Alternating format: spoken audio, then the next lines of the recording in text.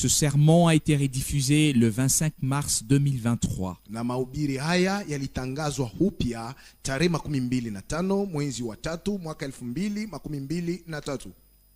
Si les choses vont pour vous comme moi, alors nous avons été très bénis par ce que nous avons entendu hier soir à travers la prédication et le témoignage de Frère Branham. Kama maneno haya yanakuwa mema kwenu jinsi yalivyokuwa kwangu, yani sisi sote tulibarikiwa kwa maneno ambayo tuliyasikia jana jioni kupitia mahubiri na ushuda wa ndugu Branham. Et en même temps, un désir profond monte dans nos cœurs. Na kwa wakati moja moja kunakuwa shauku ama kutaka kukubwa kunapo tokea ndani ya moyo wetu, dans nos cœurs, d'avoir une telle communion avec Dieu. Na hiyo hamu tunayo moyoni mwetu ya kushiriki kabisa kabisa na Mungu. Je crois que le témoignage que nous avons traduit hier, na nadhani kwamba ushuhuda ambao tuliwageuzia siku ya jana, je ne l'avais pas encore traduit ici. Na bado sikukuwa nimesha kuigeuza hapa. Nous avons bien entendu des expériences sur telle ou telle bande magnétique. Na tulisikia maonjo mbalimbali kuhusu bandi hiyo na bandi nyingine tena. Mais pas dans leur ensemble comme un témoignage tel qu'il a été entendu hier soir. Lakini hatukuisikia yote kwa jumla kama vile ushuhuda jinsi ilisikiwa jana jioni. Et si nous réfléchissons au fait que Dieu descend vers les hommes dans sa fidélité, na tukifikiria kwamba Mungu anakuwa anashukia watu katika uaminifu wake, des hommes qui ne cherchent pas ces choses et qui ne veulent pas ces choses, watu ambao hawatafuti maneno haya na hawayataki kabisa, mais qui sont si proches de Dieu, lakini walio karibu sana na Mungu, qu'il peut se lier à eux, hata Mungu anaweza kufungana nao, qu'il peut leur parler et se révéler à eux. Anaweza kusema nao na kujifunua kwao. Il n'y a pas d'enfant de Dieu croyant qui n'ait pas envie d'être connecté ainsi à Dieu lorsque de telles choses sont dites et entendues. Hakuna hata mtoto wa Mungu aliye mwaminifu mwenyewe hana hamu ya kuambatana ama kuungana na Mungu wakati maneno kama haya yamesemewa na kusikiwa. Et vous avez bien compris ce qu'il disait quand ces trois animaux se tenaient devant lui. Na mulielewa maneno yale alikuwa anasema wakati wale wanyama watatu walisimama mbele yake. Une voix lui dit, sauti moja ikasema naye, ils sont remis entre tes mains. Wako mikononi mwako. Mais ce n'était pas certainement la voix qui lui avait pourtant parlé auparavant. Lakini hiyo sauti sio ile ilisema naye kwanza. Et le vœu qu'il avait fait et comment Dieu se rattache à de telles expériences. Na kiapo ambacho alifanya na jinsi Mungu anakuwa anajifunga na maonyo maonjo kama haya. Et il dit, na akasema, j'ai promis à Dieu de ne plus faire cela. Nilimuahidi Mungu ya kwamba sitafanya tena hivi. Et l'occasion s'est présentée. Na nafasi nikapewa muda na wakati. Et l'occasion était là et devint de plus en plus grande et meilleure. Na ikawapo ikawa mkubwa na bora zaidi. Et de nouveau la lutte intérieure. Na kukawa ugomvi ndani yangu. Ils sont remis entre tes mains. Nasema wako mikononi mwako. Et puis à nouveau la réponse. Na kisha jibu ingine. J'ai fait cette promesse à Dieu. Nilimuahidi nimuaga Mungu hivi. Et puis la réponse de Dieu. Na jibu ya Mungu ikafuata. Vous l'avez compris. Mulielewa. Hier soir, c'était tout simplement merveilleux. Jioni jana ilikuwa mambo ya masajabu. Dieu nous prend par notre parole. Mungu anakuwa naye anatushika kwa maneno yetu. Il nous prend au mot. Anatushika kwa masemo yetu. Et nous pouvons prendre Dieu au mot. Nasi vile vile twaweza kumshika Mungu kwa masemo yake. Prendre Dieu par sa parole. Kumshika Mungu kwa neno lake. Et ce n'est que si nous sommes prêts à faire ce que Dieu nous demande. Na ni paka wakati ambayo tunakuwa tayari sisi kufanya ile Mungu anatuamuru. Qu'il fera généreusement ce qu'il a promis. Ndio atafanya kwa ukarimu ile yeye alituahidi. Mais aussi les détails. Na mambo mengine tena madogo madogo. Quand le Seigneur s'est adressé en lui disant, wakati Bwana alisema naye akisema, je suis le créateur du ciel et de la terre. Mimi ni muumba wa mbingu na nchi. Vous avez entendu toutes ces choses hier soir. Jioni jana mulisikia maneno haya yote. Et puis soudain, na kwa ghafula, la même voix dit, sauti moja moja akasema, c'est moi qui ai commandé à la tempête et aux vagues. Ni mimi niliyeamuru pepo kuu na mawimbi. Celui-là même qui a dit que la lumière soit. Yule mwenye alisema na nuru hiwe. c'est le même qui s'est révélé dans l'Ancien Testament. ni yule mwenyewe alijifunua katika Agano la C'est Kale, le même qui s'est révélé dans le Nouveau Testament. ni yule tena alijifunua katika Agano Et Jipya. par la grâce de Dieu, Na kwa neema ya Mungu nous pouvons apprendre qu'il n'a pas encore cessé d'agir. tunaweza kujifunza kwamba yeye hajamaliza kutenda. Et aussi ce sérieux avertissement qu'il a donné hier, Na honyo hiyo ya nguvu ambayo alileta jana, et qu'il n'a vraiment fait allusion à rien. na yeye hakukuwa anawazia maneno mengine chini chini, Il a en effet dit littéralement, lakini alisema waziwazi. comment puis-je dire que un tel nous a parlé s'il n'a rien dit? Namna gani naweza kusema fulani alisema nasi kama yeye akusema kitu? Et si vous lisez particulièrement la traduction de Menge, Mukisoma kwa upekee kugeuzwa kwa Menge, alors il n'est pas écrit ainsi parle le Seigneur, mais toujours ainsi a parlé le Seigneur. haiandikwe ndivyo Bwana amenena, lakini ndivyo Bwana alinena. Ce n'était pas une chose qui venait à ce moment-là d'une manière ou d'une autre. Sio maneno yale yalikuwa yanatokea wakati ule kwa namna hiyo wala namna nyingine. Maintenant, mais qui avait déjà fait partie auparavant et qui a ensuite été transmise. Lakini ni maneno ambayo yalikuwa yanashafanyika zamani, lakini wakayaandika tena. Donc une chose qui avait déjà fait partie auparavant de la parole de Dieu Kitu ambacho wakati wa zamani kilikuwa katika neno la Mungu et qui a ensuite été transmise. na kikatolewa tena. Si l'on observe attentivement toutes ces choses, Tukiangalia kwa makini maneno haya si yote, l'on s'y plonge, tukitumbukia haumo, nous remarquons alors que tous les prophètes et tous les apôtres avaient ce respect. tutaona kwamba manabii wote na mitume wote walikuwa na heshima Ils avaient hiyo. cette crainte pour Dieu, Walikuwa na hoga kubwa ya Mungu, devant Dieu. mbele za Mungu. Et nous l'avions entendu à la fin quand Frère Branham a dit, je n'ai jamais dit quelque chose qui ne soit pas réalisé. Na tulisikia kumwisho wakati Petro wala ndugu Branham alisema sijasemaka kitu ambacho hakijatimilika bado. Et c'est ainsi. Ndivyo Si Dieu a parlé, ikiwa Mungu ndiye alisema, alors nous pouvons parler. hapo tunaweza nasi Et kusema, s'il révèle quelque chose, na kama yeye anafunua kitu fulani, alors nous pouvons le transmettre et le révéler. basi nasi tutapeleka kila kitu na kukifunua vile Nous vile. ne pouvons transmettre que ce que nous avons reçu de Dieu. Na sisi tunaweza kuwatolea ni paka maneno ambayo tulipokea tokea Mungu. Et c'est en fait le souhait de notre cœur. Ndio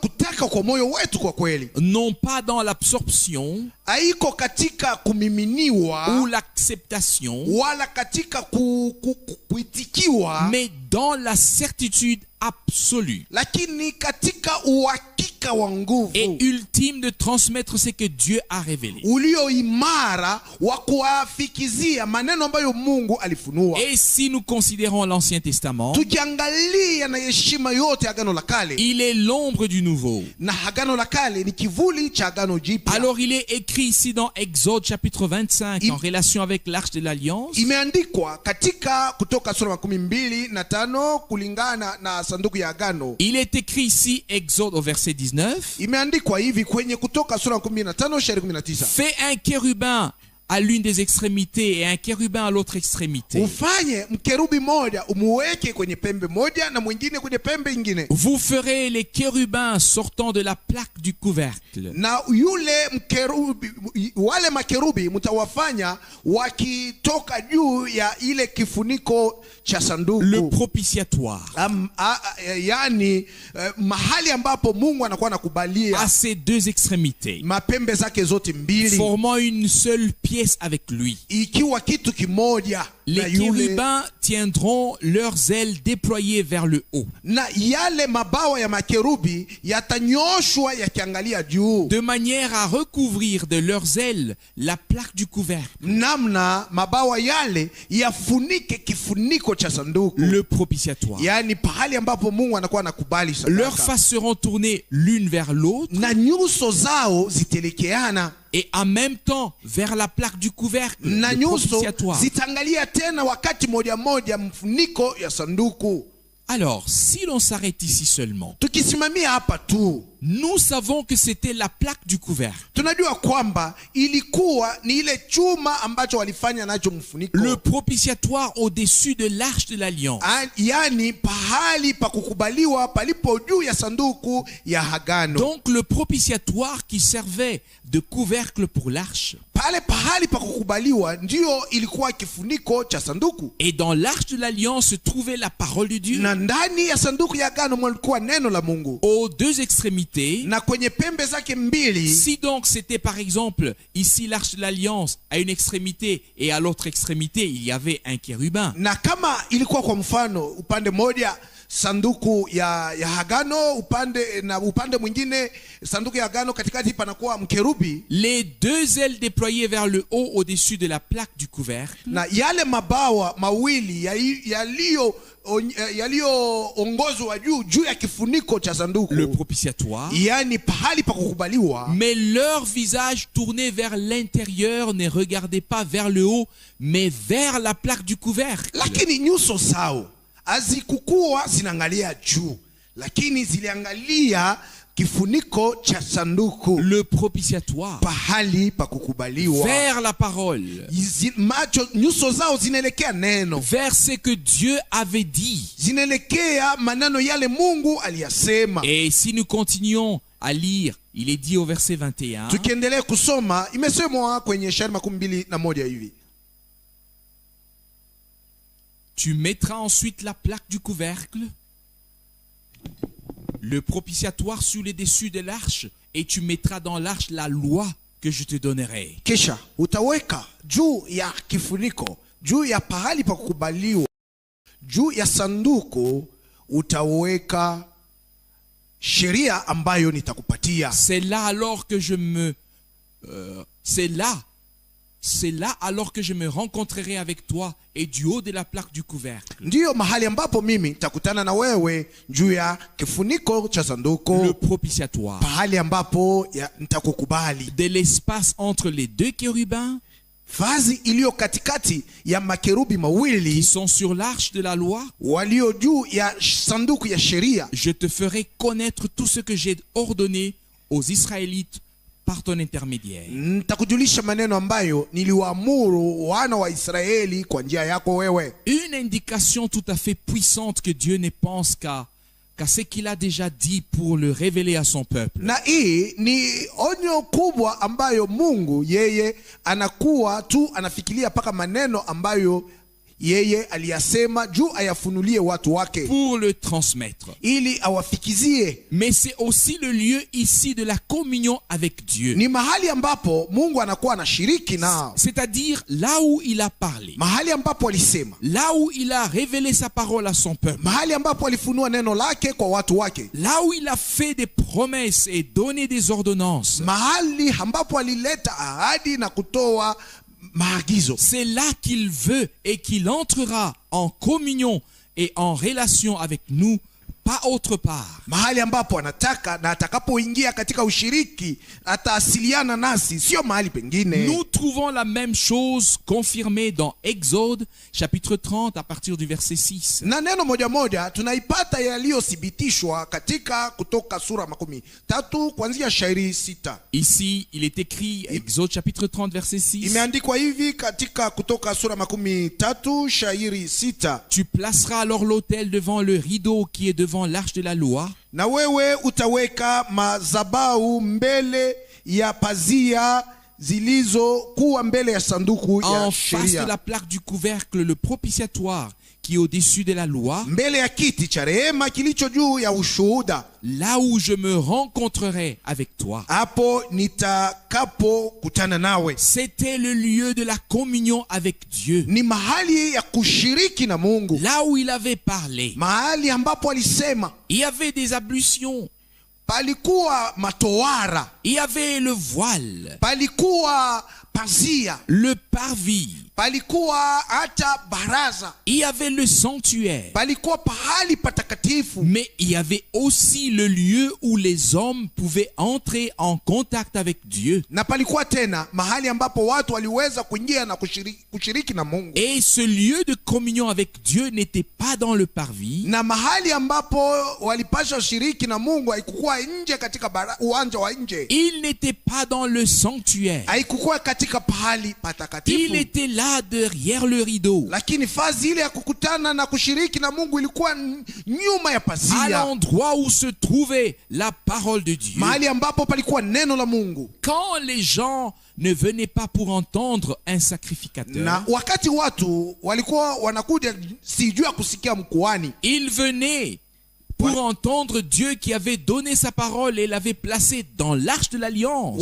walikuwa wanakuja ili wamsikie Mungu mwenyewe alileta neno lake na kuliweka ndani ya sanduku la agano. Et c'est là qu'ils voulaient être en communion avec eux et entrer en relation avec eux par sa parole. Ndio kule Mungu alitaka kushiriki nao na kuwasiliana nao kwa njia neno lake. Nous croyons que Dieu a révélé sa parole en ce temps-ci dans lequel nous vivons, Tunaamini kwamba katika wakati ambamo sisi tunakuwa tunaishi, Mungu alilifunua neno et lake. que la communion avec Dieu ne réside pas dans n'importe quelle chose, Na ushiriki na Mungu hauko katika kitu chochote, mais dans le fait qu'il s'est tourné vers nous. lakini kushiriki kwa Mungu kulionekana ni wakati Mungu yeye alitugeukia sisi, A ouvert l'arche de l'alliance akafungua sanduku ya agano, et a fait connaître sa parole et sa volonté, et est ainsi entré en communion avec nous. akatujulisha neno lake na mapenzi yake na akashiriki nasi. Ainsi Dieu nous a parlé, et cette parole de Dieu n'était pas n'importe où, Hivi Mungu alisema nasi na neno la Mungu lile alikuwa mahali yote, mais elle était en sa présence. lakini neno lile lilikuwa mbele yake katika uwepo wake, C'était dans son sanctuaire. katika pahali pake patakatifu, Oui, directement à l'entrée du lieu très saint. moja kwa mlango ya pahali patakatifu sana. Et si nous savons toutes ces choses, Tukijua maneno haya yote, nous ferions bien de faire comme Moïse. ingekuwa mzuri nasi kutenda kama Musa. Il a enlevé ses chaussures Yeye aliondoa viatu et vyake a su que le lieu sur lequel il se tenait était une terre sainte. na Musa akatambua kwamba mahali ambapo yeye alikuwa anasimama palikuwa ni nchi takatifu, Un sol saint. ilikuwa ni udongo takatifu. Non pas parce que ses pieds y étaient posés, Si kwamba miguu yake yalikuwa hapo, mais parce que Dieu était présent ni kwa sababu Mungu alikuwa hapo, et que la sainteté de Dieu s'est emparée de tout l'espace. na utakatifu wa Mungu ukashika pahali pale pote, La sainteté de Dieu s'est emparée de tout l'environnement, na utakatifu wa Mungu ukashika mazingira yale de yote, toute l'atmosphère, ukashika ile hewa yote ilikuwa de sa pale, pensée, mawazo yake de tout son être, na umutu wake wote, pour le consacrer et le sanctifier. ili amutolee kwake na mtakase. Je veux dire que la même chose s'applique à nous tous. Nataka kusema neno moja moja inatimilika juu ya sisi sote. Dieu a parlé. Mungu alisema. Qui ne devrait pas Ni écouter? nani mwenye atakataa Il a kusikia? révélé. Alifunua. Qui ne le prendrait pas à cœur? Ni nani mwenyewe atashika maneno haya C'est moyoni là mwake? que je veux entrer en relation avec toi, Kwa sababu ni kule mimi nitasiliana na me wewe, rencontrer avec toi. takutana na wewe. C'est là que je veux être en communion avec toi. Ni huko ndio mimi nitashiriki nawe, Et c'est tu pourras avoir communion avec moi. na ndio kule wewe utaweza kushiriki nami. Quel privilège pour nous de pouvoir entrer directement en présence de Dieu dans ce temps maintenant. Bahati gani kubwa kwetu sisi kuingia moja kwa moja katika uwepo wa Mungu kwa wakati huu sasa, D'être transporté hors de tout ce qui est tradition kupelekwa mbali na madesturi yote, et être placé directement dans la révélation de sa parole lakini et de sa kuwekwa volonté, moja moja katika ufunuo wa neno lake na katika mapenzi yake, sortant de tout ce qui est opinion humaine, kutoka kwenda mbali na vyote vilivyokuwa jinsi ya kufikiri ya kibinadamu. et je l'ai mentionné très brièvement avant-hier soir, na siku iliyotangulia jana jioni nilisema, lakini kwa haraka, ou à un moment donné quelque part. na ilikuwa wakati mmoja hivi, sijue ni fasi gani. Il y a tant de gens qui parlent encore leur propre langage Kuko watu wengi wale wangali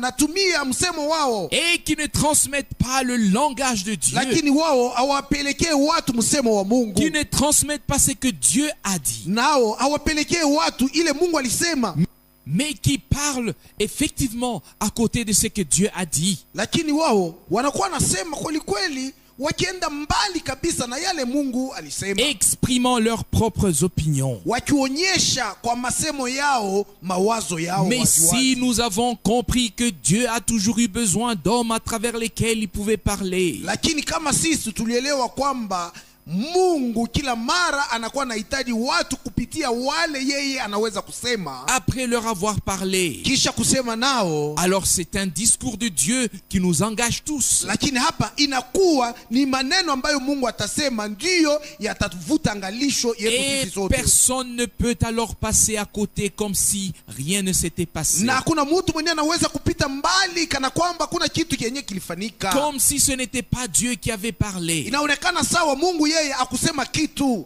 Si nous considérons les Saintes Écritures, Tukichukua maandiko matakatifu na bei, c'est bien. ni mzuri. Dieu qui a pris ces personnes individuellement, les a placées en bénédiction pour les autres. Mungu mwenyewe alichagua hawa watu, kila mtu kwa upande wake aliwaweka kuwa baraka kwa wengine, Les a établis pour être une bénédiction pour les autres et a parlé à travers elles pour nous communiquer ce qu'il avait à nous dire. aliwaweka ili wawe baraka juu ya wengine, na kwa njia yao alisema ili atuonyeshe ile yeye alikusudia kusema Je nasi. crois que Dieu veut entrer en communion avec nous. Mimi naamini kwamba Mungu anataka kushiriki nasi. Je crois que Dieu a révélé sa parole par son esprit et qu'il veut confirmer et confirmera cette parole révélée par son esprit. Naamini ya kwamba Mungu alifunua neno lake kwa njia ya roho yake, na anataka kuthibitisha, na yeye atathibitisha neno lake lililofunuliwa kwa roho yake Et par sa puissance. na kwa njia uwezo wake. Mais pour cela, il est nécessaire que nous devenions un seul cœur et une seule âme. Na jua hiyo imetufai sisi tuwe moyo mmoja na nafsi moja, Comme il l'était au commencement. kama walivyokuwa hapo mwanzo, Que nous tendions d'un commun accord vers le même but. na sisi tuelekee shaba moja tukikubaliana, Et que nous nous engagions pleinement les uns pour les autres. tukijitoa kabisa kabisa wamoja juu ya wengine, Et pour la cause de Dieu. na juu ya sababu ya Mungu. Et s'il y avait quelque chose d'autre dans la vie pour lequel nous pourrions sacrifier notre temps, Na kama kuliweza kuwa kitu fulani maishani mwetu kiliweza kuchukua wakati wetu et donner notre engagement, na kupeleka kujitoa kwetu, il n'y a rien sur terre que nous puissions envisager d'entreprendre ou de consacrer du temps et de l'énergie à cette cause si ce n'est celle pour laquelle Dieu nous a désignés. hakuna kitu hata kimoja duniani hapa kenyewe kinaweza kuchukua wakati wetu na nguvu yetu yote, isipokuwa tu kile kitu Mungu yeye mwenyewe alituonyesha. Cette chose n'est pas quelque chose à laquelle nous pourrions collaborer extérieurement, mais c'est l'œuvre de Dieu en toi et l'œuvre de Dieu en moi. Hiki kitu sio kitu ambacho unaweza kutumika nacho nje, lakini ni maneno yaliyofanyika ndani yako na yanayofanyika ndani mwangu. Car Dieu nous a parlé Mungu alisema nasi et nous avons reçu sa parole. na tulilipokea neno lake, Et nous voulons faire toutes choses selon cette parole. na tunataka kufanya mambo yote kufatana na neno lake. Ici, dans l'un des sermons, Katika mmoja ya mahubiri, avertissement puis jugement, maonyo, kuonywa kisha kuhukumiwa, le frère Branham dit à la page 8, kwenye ukarasa 8 ndugu Branham alisema hivi: nous sommes responsables sisi tuko wenye Et mzigo, Dieu nous a placés ici sur cette terre pour une raison. na Mungu alituweka duniani hapa juu ya sababu moja, Et nous sommes responsables devant lui de cette raison pour laquelle il nous a placés ici. na tuna madaraka mbele zake ya sababu ambayo yeye alituweka sisi duniani Nous hapa. avons une responsabilité devant Dieu. Tuna mzigo, tuna madaraka, tuna majukumu mbele za Et Mungu. pas seulement un individu qui doit peut-être se tenir devant en raison de la direction et de la providence divine, Si kuwa mtu fulani mwenye anaweza kusimama mbele kwa sababu yeye aliongozwa wala alipewa riziki na Mungu, mais nous avons tous été rassemblés pour suivre ensemble le Seigneur. lakini sisi sote tulikusanishwa ili tumfuate Bwana pamoja. Nous avons été appelés Tuliitwa pour suivre ensemble le Seigneur ili sisi sote pamoja tumfuate Bwana et mener à bien ce qu'il a ordonné. na kutimiza ile yeye alituamuru. Moïse aurait pu être appelé 1000 fois par Dieu. Musa angeweza kuitwa hata mara 1000 na Mungu, Et si le cœur du peuple s'était retourné et s'il n'avait pas cru et quitté le pays, na kama moyo ya wao watu iligeuka, na kama asikuamini na kutoka nchi, tout cela nous aurait servi à rien. haya yote hayangeweza kuwa na faida kwetu. C'est ainsi que Dieu arrange les choses, Ndio namna Mungu yeye anakuwa anapanga vitu, finement et bien. anavipanga kwa utaratibu na kwa namna mzuri kabisa. Il donne le messager. Yeye analeta mjumbe, Il fait passer le message. na yeye anapitisha ujumbe, Puis il veut placer tous ceux qui ont reçu ce message divin devant sa face. na yeye anataka kuwaweka wote walipokea ujumbe huu wa kimungu mbele za uso wake, Là où il leur parle. mahali ambapo yeye atasema nao, Là où l'arche de l'alliance a été ouverte. mahali ambapo sanduku la agano lilifunuliwa, Où sa parole a été annoncée et révélée. mahali ambapo neno lake lilitangazwa na kufunuliwa. Ici, Hapa dit Frère Branham, ndugu Branham anasema nous sommes responsables. sisi tuko na majukumu. Dieu nous a placés ici sur terre dans un but précis. Mungu alituweka duniani hapa akiwa na shabaha iliyojulikana Nous kabisa, sommes responsables devant lui de ce but pour lequel il nous a placés ici. na juu ya hii shabaha, kwa sababu yayo alituweka sisi hapa. Sisi tuna mzigo. Comme j'aimerais me soustraire à cette responsabilité, Ningeweza hata mimi mwenyewe kujitosha chini ya mzigo huu, parfois à n'importe quel prix. na inaweza kuwa kwa mambo yoyote yenyewe yanaweza nipata, Mais Dieu a un but pour ta vie et la mienne. lakini Mungu anakuwa na shabaha yenyewe anafukuzia juu ya maisha yako na maisha Il a un yangu. but avec toi et avec moi. Anakuwa na shabaha yenyewe anafukuzia na wewe na mimi, Avec l'église. anakuwa anafukuzia shabaha na kanisa. Et ce but doit être atteint. Lazima hiyo shabaha Nous aifikirie, repensons aux jours précédents, na tukifikiri masiku yameshapita, lorsque Dieu a donné des instructions et a annoncé que ce message nous était parvenu. wakati Mungu alileta maagizo yake na kutangaza kwamba ujumbe huu ulitufikia, Et que nous allions le porter. na tulipashwa kuuchukua. Et nous avons compris comment parfois même des sections de cette terre ont été abordées. Na tukaelewa kwa jinsi hata masehemu madogo madogo ya dunia hii yalichukuliwa humo, Tantôt ici, tantôt là. Et nous voyons comment la voix de Dieu est effectivement suivie et se déroule d'une manière si merveilleuse qu'il nous est difficile de la manquer ou de passer à côté. huku na kule. Tuliona namna gani njia ya Mungu ilifuatwa kabisa kabisa, na kuona jinsi maneno ya Mungu yanakuwa yanaenenda mnamna ya mastajabu iliyokuwa yenyewe inakuwa vigumu kwetu tupate kuikosa na kwenda mbali nayo. Il est dit plus loin, Na mbali sana imesemwa, toujours dans la brochure avertissement et puis jugement. na ni mpaka katika kile kitabu cha mahubiri kinayosema ndio maonyo na hukumu. Vous devriez venir à lui pour découvrir ce qu'il veut que vous fassiez. Mungekuja kwake ili mutambue ni nini yeye anataka nyinyi Ce mfanye. n'est pas seulement lui, Frère Branham, Haiko paka yeye ndugu mais Branham. il s'adresse à vous, Anakuwa anasema nanyi, il s'adresse à moi, anasema na mimi, et il s'adresse à nous tous anasema na lorsqu'il sisi dit: sote wakati anaposema hivi, vous devriez venir à lui pour découvrir ce qu'il veut de vous. mungekuja kwake ili mutambue ni nini anawatakia nyinyi. Quelqu'un dira peut-être: Kunaweza kuwa mtu mwingine anaweza kusema labda, qu'est-ce que je dois faire? mimi nitafanya nini? Qu'est-ce que Dieu veut de moi? Mungu anataka mimi nifanye nini?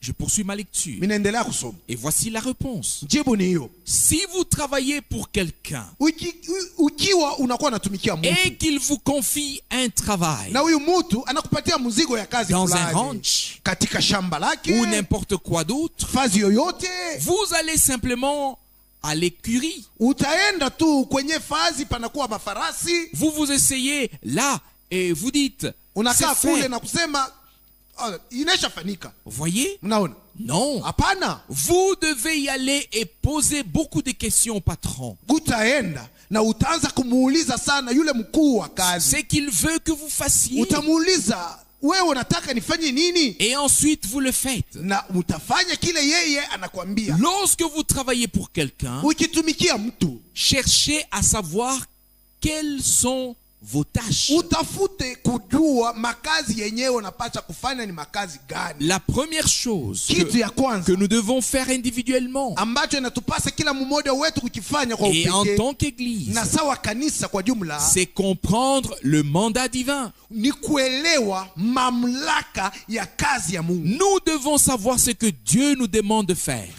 Inatupasa sisi kujua ni nini Mungu anatulazimisha que kufanya. l'on ne l'interprète pas mal Mtu asitafsiri ou mbaya que l'on ne me prenne pas pour un présomptueux. na kusiwe mtu mwenyewe atanichukua sawa mtu mwenyewe anakuwa anajizania zania Si sana. je dis ici aujourd'hui avec un cœur véritable et sincère, Na kama leo nasema hapa na moyo wa kweli na moyo wazi, je sais ce à quoi Dieu m'a destiné. mimi najua kazi yenyewe Mungu alinipatia kufanya, Et je sais ce qu'il me demande. na mimi najua ni nini yeye Mungu anakuwa ananilazimisha Et je kufanya. sais qu'il n'y a aucun moyen de passer outre, car le chemin de Dieu est le suivant. Na mimi najua kwamba sina na kwenye nitaenda kwa sababu njia ya Mungu ni hiyo, Exécuter le mandat qu'il a donné. yani kutimiza mamlaka ya kazi niliyopewa. Et c'est aussi ce que je voudrais dire ici. Na ndiyo maneno ambayo nataka kusema hapa. Même s'il semble parfois que la situation est prise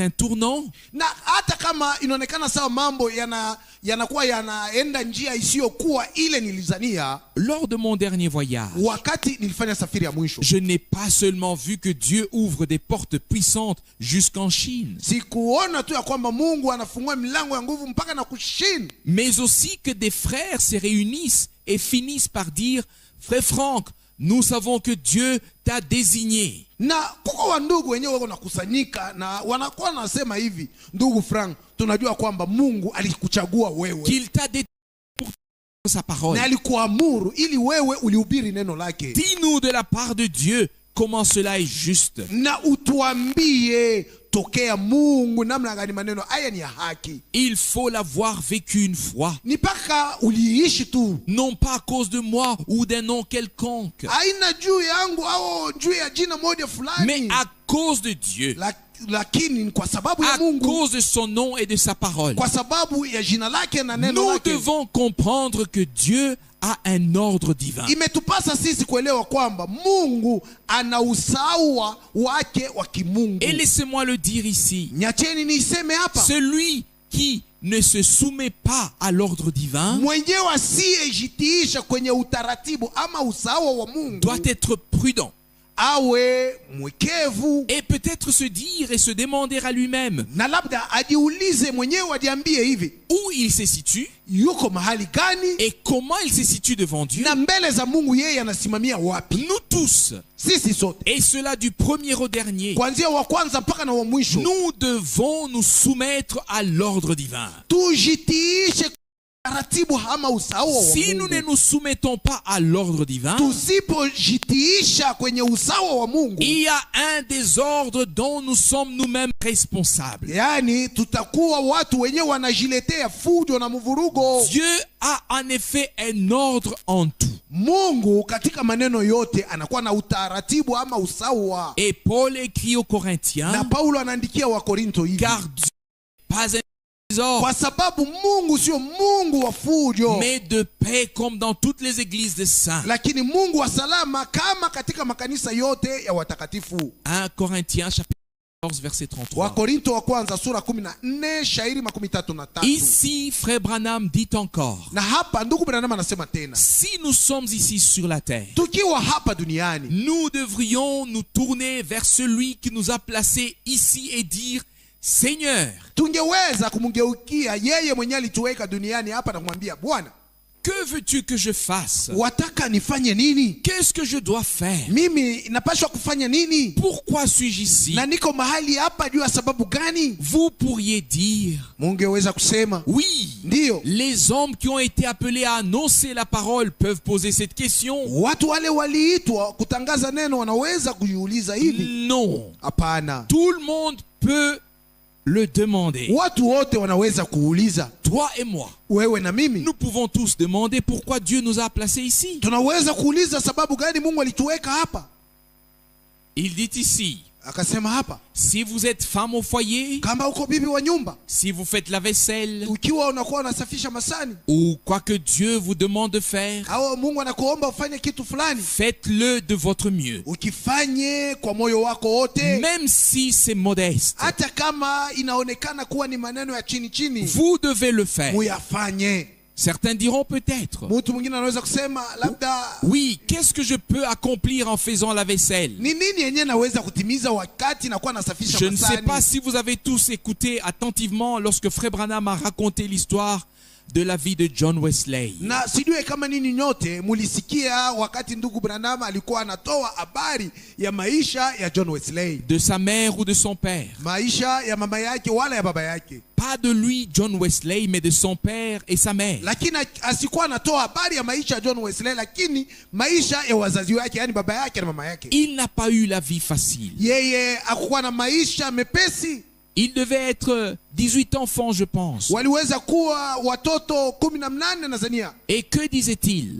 Alikuwa anasema nini? Cette mère profitait de chaque minute de travail ménager. Yule mama wakati yote alikuwa anafanya kazi yake ya nyumba, alikuwa anafaidia hata dakika moja. Que ce soit qu'elle remette en état les vêtements de ses enfants, Iwe wakati ambao alikuwa anapanga vizuri mavazi ya watoto yake, qu'elle les lave, aisukue, qu'elle les nettoie, aisafishe, c'est qu'elle faisait. yote yale yule mama alikuwa Elle anafanya. a utilisé le temps et a toujours eu une réunion autour d'elle. Alitumia wakati wake na kando kando yake alikuwa paka na mkusanyiko alikuwa À anafanya. savoir avec ses propres enfants pour implanter le divin dans leur cœur dès leur plus jeune âge. Alikuwa anakusanyika na watoto yake ili awaingize ndani ya akili yao maneno ya Mungu wakati walikuwa wangali watoto kidogo.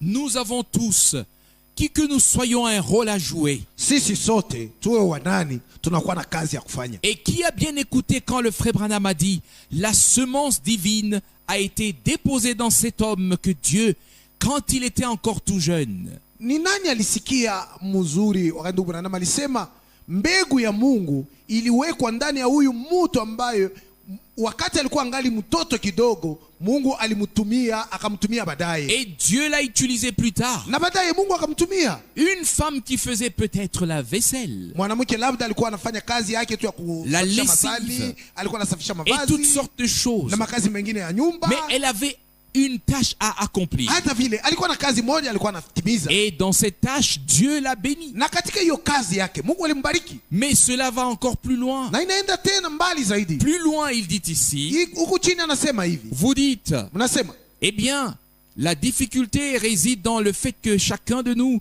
veut faire le travail de l'autre, le travail de son prochain. lakini tatizo ni wakati kila mmoja wetu anataka kufanya kazi ya mtu mwingine, kazi ya jirani lake.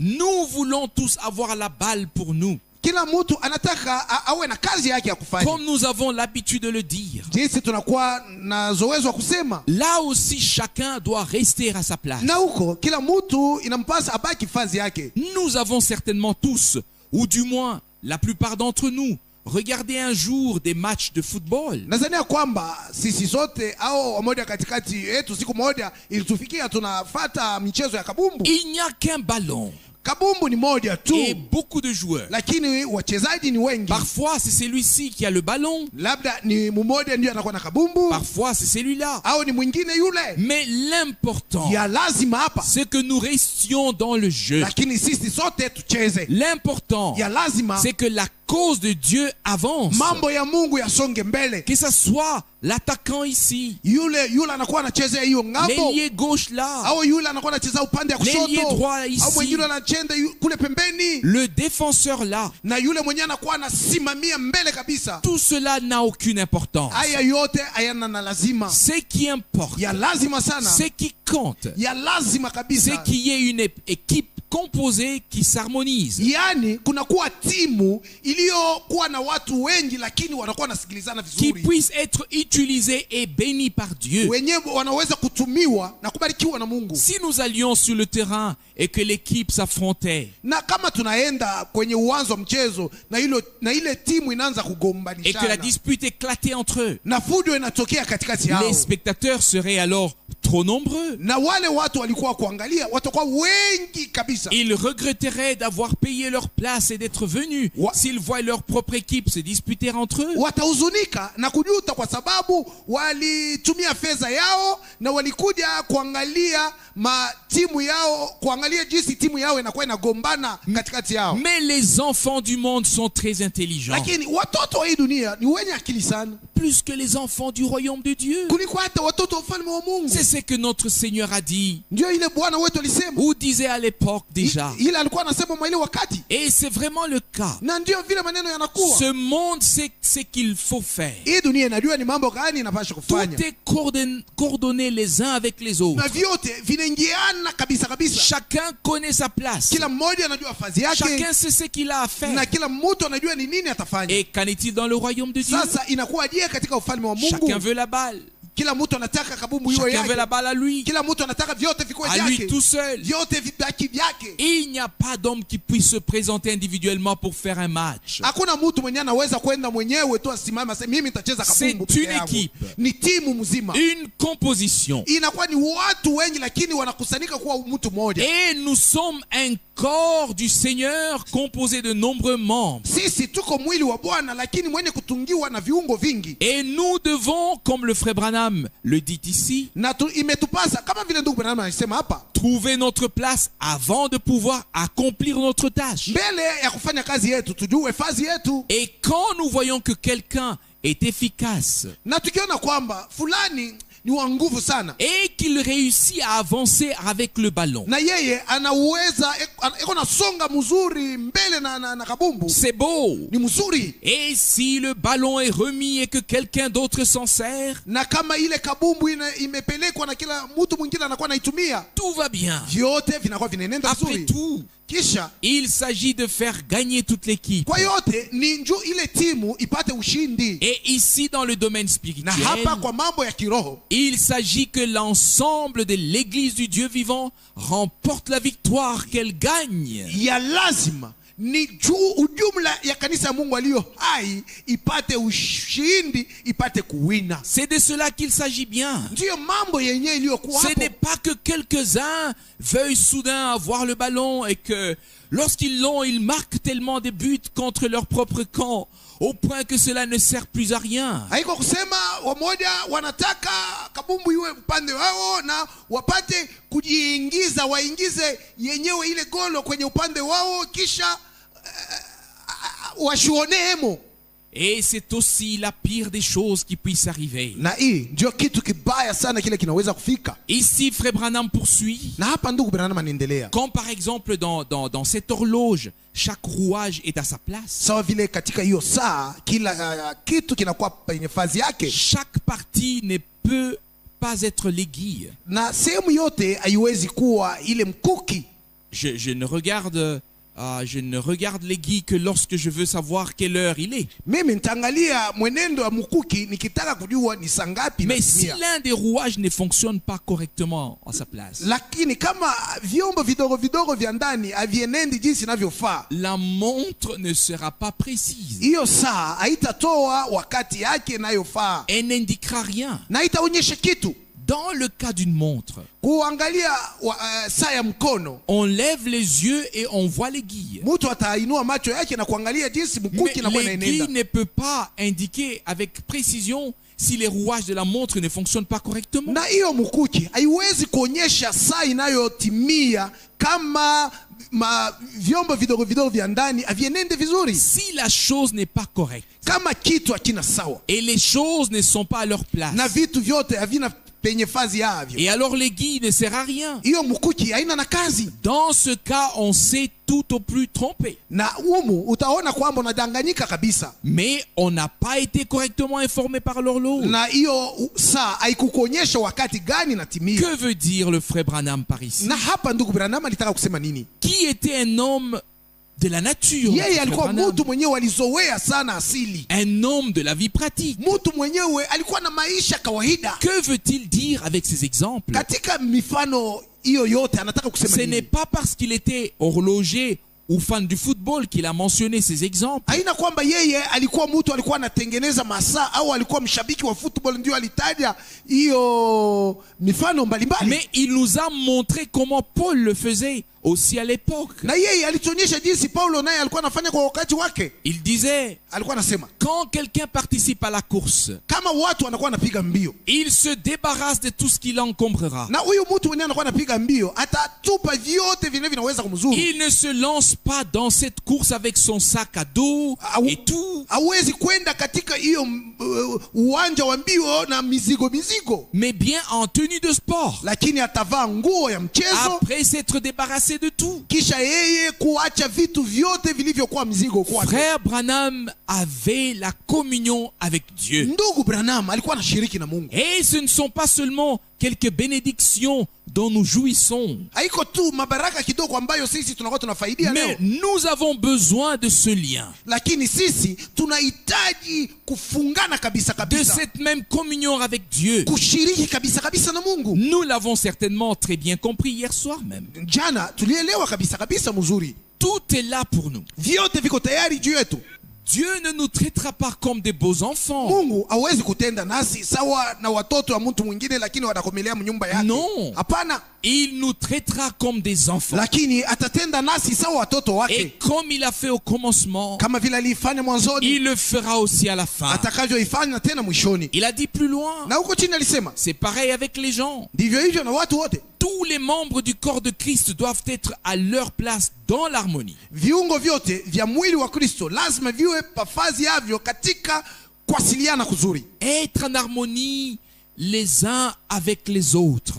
kuwasiliana, yani kuwa wenye kuambatana wamoja na wengine. Nous pouvons alors déterminer quel est le moment de la journée. Na hapo ndio tunaweza kujua ni wakati gani, ni saa gani katika mchana. Alors chacun ne regarde pas sa propre horloge. Hakuna mtu mwenye ataangalia saa yake binafsi. Nous regardons tous alors à l'horloge de Dieu Hapo tutaangalia saa ya Mungu et nous comprenons le temps dans lequel nous vivons. na tutaelewa ni wakati gani tunakuwa tunaishi.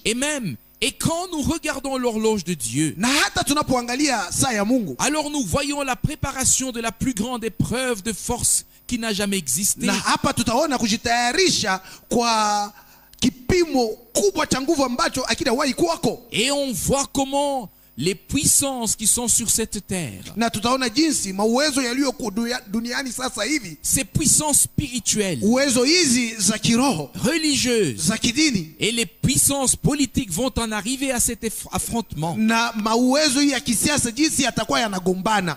Et je l'ai encore dit dimanche à Zurich, Na hata siku ya yenga kule Zuriki nilisema s'ils se mêlent des affaires intérieures de la Pologne, kama nao wanaanza kujiingiza katika mambo yanayohusu Polonye, il devra le payer cher. na watapatikana. Et l'homme prend peur en ce moment. Na hapo mtu anaanza kuogopa, Mais juste un moment, lakini wakati mmoja tu, pas plus loin. haiko tu mbali zaidi, Et que se ni passe-t-il? maneno gani yatafanyika? Nous voyons que la révélation s'accomplit, Tunaona kwamba ufunuo unatimilika, que ce qui est écrit dans Apocalypse s'accomplit. yani yaliyoandikwa katika kitabu cha Ufunuo yanaanza timilika. Et non seulement les 7 têtes, Sio tu vile vichwa visaba, mais aussi les 10 cornes doivent mettre leur pouvoir à la disposition de la bête. na zile pembe 10 lazima ziweke uwezo yao itumiwe na yule mnyama Que chevauche cette grande prostituée. ambaye yule mwanamke yule kahaba mkubwa anakuwa anaendeza Jusqu'à ce que les paroles de Dieu soient accomplies. mpaka na pale maneno ya Mungu yatakapotimilika, Car c'est Dieu qui leur a mis cela dans l'esprit, dans la pensée. kwa sababu ni Mungu mwenyewe aliwawekea maneno haya katika roho zao na katika mawazo De yao le faire ainsi. ili yafanike hiyo. Qu'est-ce que c'est? Ni maneno gani? Mais ensuite, il est écrit dans Apocalypse chapitre 17 Kisha imeandikwa katika Ufunuo sura 17, que les 10 cornes yani zile pembe 10 rendront la prostituée solitaire et nue yatamvua yule kahaba, hatabaki peke yake na uchi, et la brûleront par le feu. na watamchoma kwa moto. C'est écrit ainsi ici. Imeandikwa hivi hapa. Puis au chapitre 18, nous lisons: Kisha kwenye sura 18 imeandikwa hivi: Ô grande ville, muji mkuu, et les rois de la terre se lamenteront et se tiendront à distance, disant: en une seule heure, la destruction est venue sur toi. na wafalme wa dunia watalia juu yake na watasimama mbali wakisema, kwa saa tu mmoja uharibifu kubwa unakujia wewe. Et un prophète de Dieu a dit dans notre génération: Na katika kizazi ketu hiki nabii mmoja wa Mungu alisema hivi: ainsi a parlé le Seigneur. ndivyo Bwana alisema, La Russie lancera une bombe atomique sur le Vatican Rusia atatupa